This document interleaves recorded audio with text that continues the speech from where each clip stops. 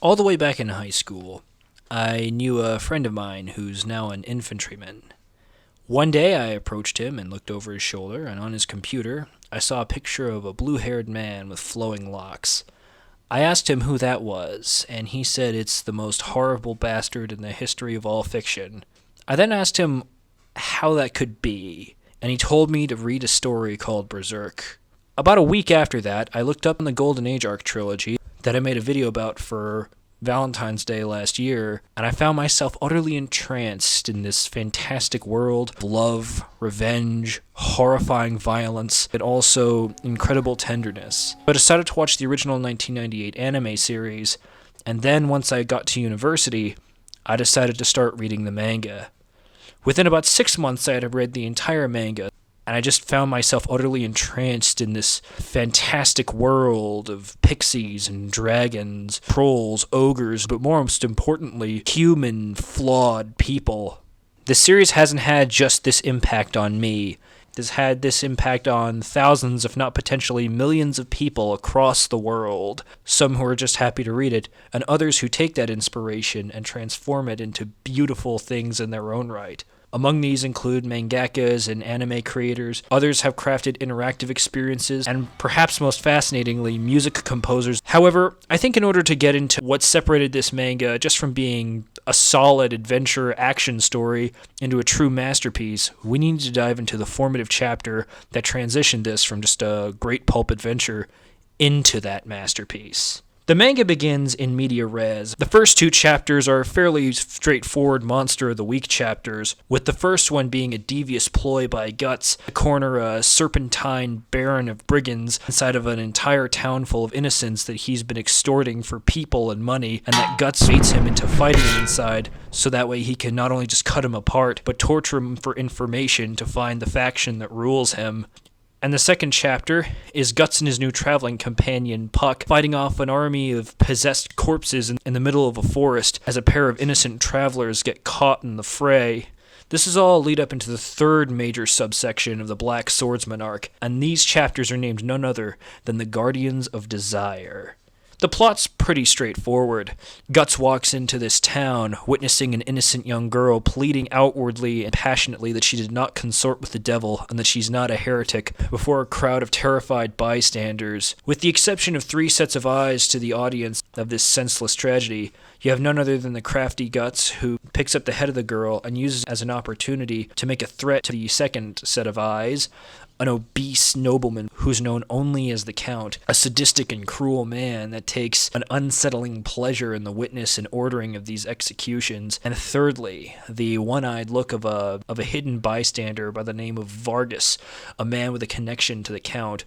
The Count orders his captain, a titanic man by the name of Zondark, to lead his troops to capture this man and possibly put him to the sword. Facing these guards, Guts cuts through them like paper until he faces against Zondark, who almost defeats him. But Guts not only disarms him, but then proceeds to disfigure and humiliate him in front of them.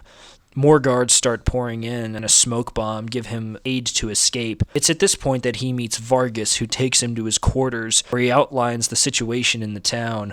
For the past 7 years, the Count has been indiscriminately accusing and executing quote-unquote heretics as he's transformed from a relatively benevolent ruler to a cruel dictator of the entire community. Amongst his many victims includes Vargas himself, who was once a court physician who tried to escape after he realized the Count wasn't just executing these people, he was feasting on them. And then he and his family were caught, in which he was forced to witness his family's torture, execution, and eventual consumption. Eventually, he was able to hide out and escape, crippled, broken, and half his face torn off. He's vowed nothing but revenge for the last 7 years, and has now seen the opportunity in Guts. Guts takes all of this in stride and begins to explain just what the Count is. He's no longer a man, but a formerly human demon, a creature by the name of an apostle. He asks how to get access to the Count, so that way he can just outright kill him, and Vargas begins to show him schematics to the castle, schematics he had access to as the court physician. Explaining how to get there, the Count also changed one day with the fateful discovery of a talisman from a traveling salesman, a talisman that he shows to Guts. A fleshy, egg-shaped artifact. It's a malformed, grotesque piece of jewelry that Guts calls a bailet. describing it as a key to another world where you can get whatever you want. After finishing his description of Bela to Vargas and Puck, Zondark breaks into the hideout and then proceeds to assault our band, with which then Guts faces him off again, and then proceeds to fight Zondark to a standstill, seemingly defeating him after he takes off his arm. Unholy pieces of abomination start cropping out wherever Guts starts wounding Zondark, which includes cutting off his second arm and even the side of his head, in which the Count himself appears to come out. Zondark almost entirely defeats them when he knocks the whole building down, allowing Guts, Puck, and Vargas to escape. Guts says that he'll pursue the Count and kill him, but he's not doing it for Vargas. He's just doing it because he hates the Count and his kind on principle, and Vargas says that's enough. Puck then proceeds to chew Guts out for being so insensitive and cruel, not just to Vargas, but to him and to the other people they met along the way, with which Guts reminds him that it really doesn't matter to him whether or not innocent people get saved in the process. He's just here for the specific goal to kill the Count. After they leave, Vargas is discovered at the entrance of the sewer by what's left of Zondark and gets brought before the Count, to which he himself is publicly executed. Guts watches from the alleyway while Puck desperately tries to figure out how to save him, to which he then swoops in and stops the axe, but is captured by the Count.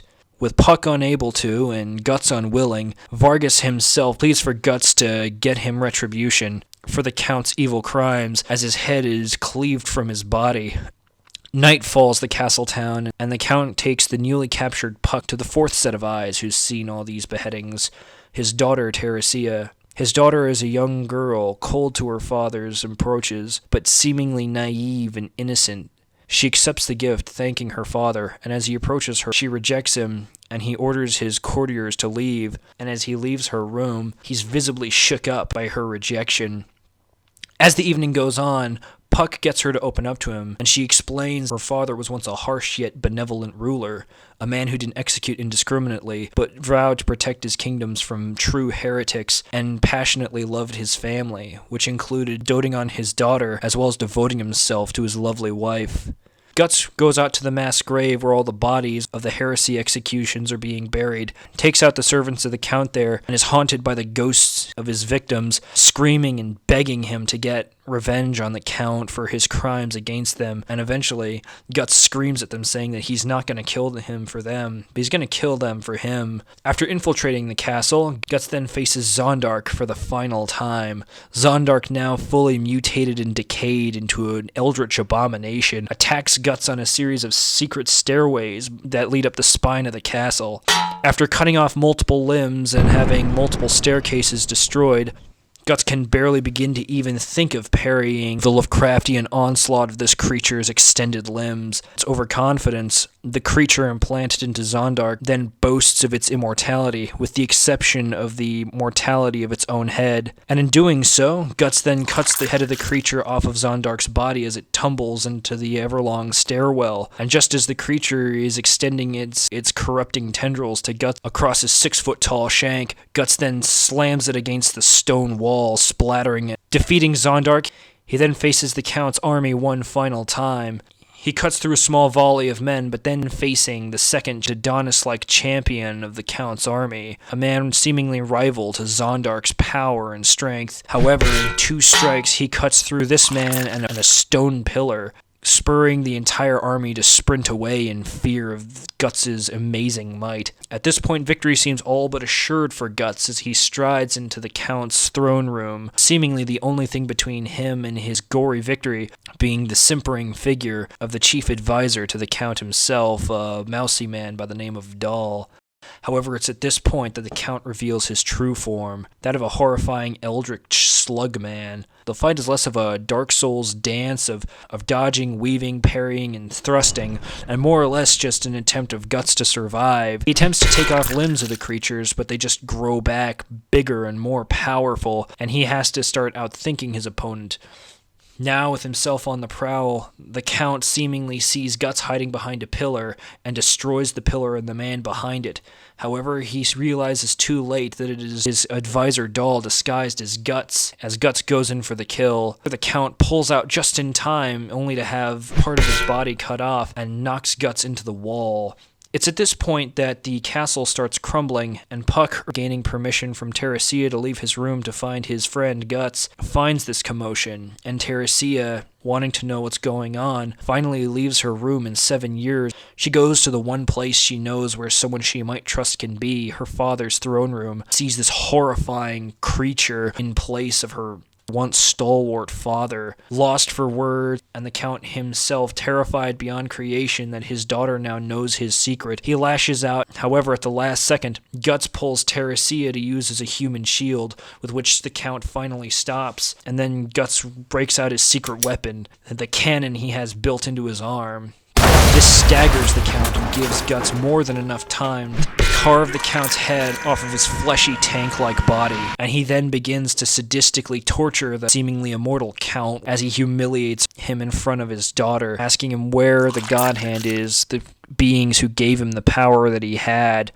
And in the middle of all this, Puck begins to plead with Guts to spare Teresia watching him torture her father, to either just end it quickly or just stop entirely. Is just about to respond to this when he realizes that in the ensuing chaos, the gore and the blood of the whole fight has just been soaking the floor, and is rapidly approaching the bailet he took from Vargas. Unable to stop it, it opens into a Bosch-Escher-esque other world as reality begins to bend in and on itself, and a series of horrifying Cenobite-like creatures start dominating the ground in front of them, chief amongst them being a man in a hawk's helmet that Guts has an especially fiery hatred for. They are the God Hand, and they are seemingly the masters of this world and reality itself. And they mock the Count for his seemingly inability to use the power that they gave him 7 years ago, even protect himself from one lowly human, a man so beneath their notice that they don't even acknowledge him throughout most of the conversation. Guts then proceeds to try to attack them, more specifically, the hawk-helmed man, which he then proceeds to telekinetically launch Guts across the room. However, their focus is the Count himself. The Count is dying, asks for a second chance at the power that they gave him nearly a decade ago, and he offers up Guts as a sacrifice to gain that power, and they say that they can't give that. Guts has already been branded from a similar ceremony for another induction of an apostle several years prior, the induction of the apostle Femto, the one that Guts has been attempting to murder throughout the entire ceremony. Instead, something else must be offered, something of value to the Count, his daughter. The brand on the back of Guts' neck begins to form in front of Teresia, and her eyes widen in terror. And then the God Hand begins to explain to her how her father ended up this way. 7 years prior, after a hunt for heretics across the kingdom, the Count returned home, expecting the warm embrace of his family and the satisfaction of a job well done, only to find not only there was a cult of heretics inside of his own kingdom, but that they were led by his own wife. Walking in on a ceremony that she is personally leading, he flies into a bitter rage and executes all but her. She's not even fearful or afraid of her husband. She stands up to him and is defiant, and in his desperation he nearly commits suicide. But in the gore of the carnage of the former cult members, it activates their bailet and summons the God Hand. They then offer to purge him of the weakness of his human heart by offering the body of the woman that he once pledged his heart and his life to, granting him the power of the Count and feeding her to the God Hand in the fires of hell itself. He's told that in order to have that power again, he must sacrifice his daughter, and he can't do it.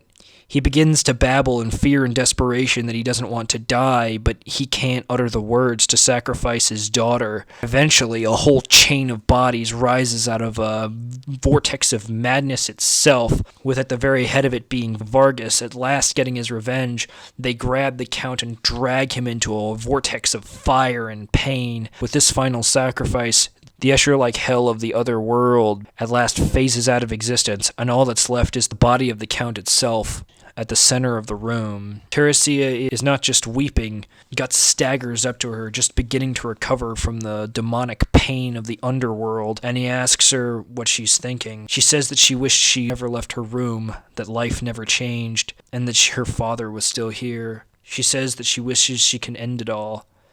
Guts says that to her that if that's what she wants to do, then she should do it. that she shouldn't make choices to live her life how she doesn't want. She should never let fate or circumstance push her in any direction. She then begins to threaten that she'll do it, and Guts gives her the dagger that he used to cut pieces out of her father. Puck begins to try to stop her until a piece of the floor gives away, and Guts extends out the Dragon Slayer sword to catch her. She grabs the sword, and Guts tosses her onto the floor. Her hands injured, her innocence lost. She looks at Guts now not with sadness, not with despair, but with bitter anger and rage. She blames him, calling him a demon and a devil, saying that once she finds the strength, she will come and kill him. And staggering away, pulling his cloak off of the broken pieces of doll, Guts says to her, he's ready whenever she is. And just as Puck is about to go up to reprimand him, he notices, in his turned away face from broken, bitter, waifish girl, that there's a look of emotional sadness and pain on Guts' face as he begins to walk away from this broken family. First off, let's talk about the important world-building elements that this story has. This isn't the first time that the God Hand is mentioned. That's in the first chapter with the Snake Baron, but this is the first time we ever really actually see the God Hand. And it's also where the mechanics of the Bailet are fleshed out, which would eventually be paid off inside of the Golden Age arc in its climactic moment in the Eclipse, which was still somehow a shocker to read even after seeing this part. It also is the beginning of the setup of the primary antagonist of the story, which is none other than the charismatic Femto, or as any reader of this series will come to know, Griffith, a man with an extremely complex dynamic with the main character, Guts. This arc also has some remarkably solid character work with Guts. Not only do we get to see the first nuggets of humanity with Guts, where we get to see him visit and pay respects to Vargas's grave, but we also see him show remorse at the loss of innocence in Teresia, suggesting some sense of kinship or shared understanding in her situation, which would eventually get fleshed out in the Golden Age arc and throughout the rest of the manga. These chapters are also rife with just solid characterization for his pragmatic nature, how he baits his enemies into traps, how he works to not only take out the strongest members of any army or force that he fights, but also humiliate them so that we can lower the morale of his enemies and eventually just fight them less, and how he also uses each combat encounter to learn about his opponents so that way he can more effectively defeat them, all the way to observing the reaction that the Count has to Teresia to begin to use her as a shield so that way he can begin to get the advantage.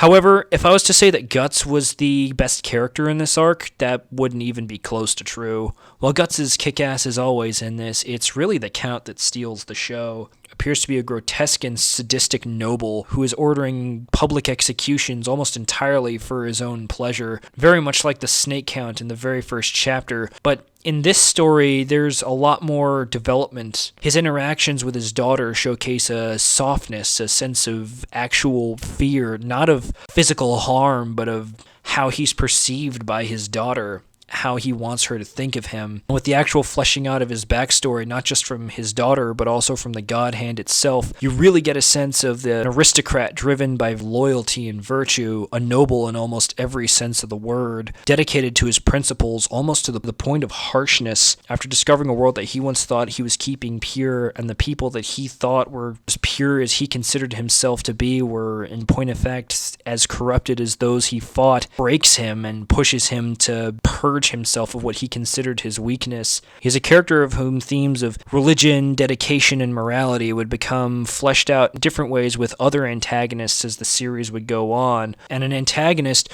whom, despite his uncompromising cruelty at his introduction, does have a shred of humanity and softness to somehow convince readers of the story that this grotesque, obese, and cruel monster can somehow garner pity. With all this, it goes generally without saying that the writing in this story is generally very tight. There's context and setup to the decisions that the characters make that lead to each climactic moment and each revelation, exchanged either through dialogue or just observing the situations around them. Finally, and certainly not least, is the art style.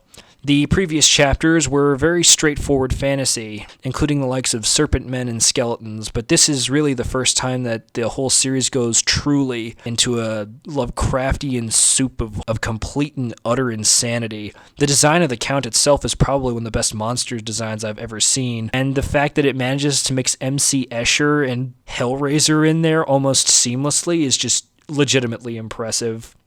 All in all, the Guardians of Desire manga chapters are the turning point for Berserk. It's where the series goes from being a medieval fantasy into a medieval fantasy masterwork. It's patience and just a hard-hitting story about two factions out for each other's blood at any cost. Real chair gripper if you ever get around to it. The reason I wanted to cover this is that the man who crafted this has recently passed, and Berserk isn't just a good story, it's probably my favorite story. Guts is a character of whom he's not a noble hero to save all the land, but he's not a heartless monster who's purely out for his own profit. There's nuance to this story, and it takes talent and patience to hone that. And Kentaro Miura, if you've ever read anything about the man, you know that talent and patience was the biggest strength and weakness of his work. The main arc, whose themes were set up in this chapter, and of whom the prelude chapters, the Golden Age ones I previously mentioned in my other project, they were just recently beginning to be paid off in what looked to be his final story arc, and he'll never finish them. Even if it is unfinished, it's all well worth a read, and it really is the most unexpected of awesome. Stay strong, strugglers.